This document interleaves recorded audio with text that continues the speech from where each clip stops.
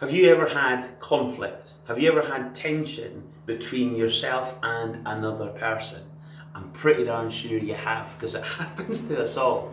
Now the reason I've got this thing drawn up in the background is kind of two humans looking at each other, two stick men and women looking at each other.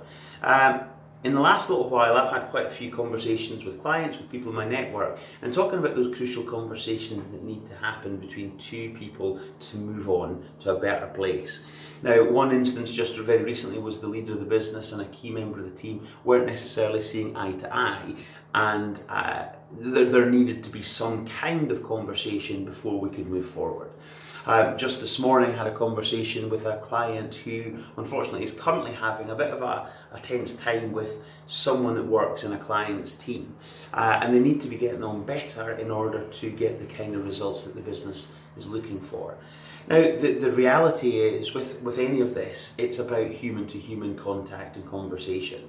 Now the first thing that I always will look for is, look, what's the style of the two people involved? What's the behavioural style? That's why I use a thing called DISC a lot, which is once we understand our own style and the style of our the other person, then actually we can better understand how to position certain conversations with people. So that's kind of a really key tool. If you don't know about DISC, then again, I've done a video on that separately to this, but that's really important because it might just be that we're talking slightly different languages, communicating in a way that the other person isn't hearing, but if we were to just change it slightly, then things might make some sense.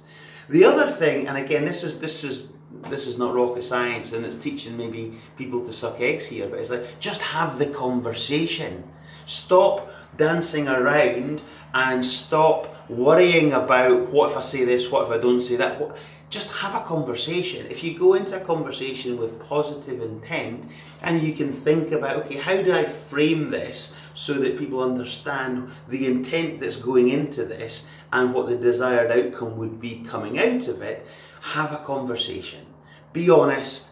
Again, never criticise. Lay out the facts, lay out how you feel things are for you, but also open things out to say what might be your perspective on this as well, because we might just be miscommunicating or misunderstanding. But I guess, listen, I'm not going to get into a discussion around how you have that conversation in total. Again, there are probably people better than I who can advise on that, although, I don't think it's all that hard.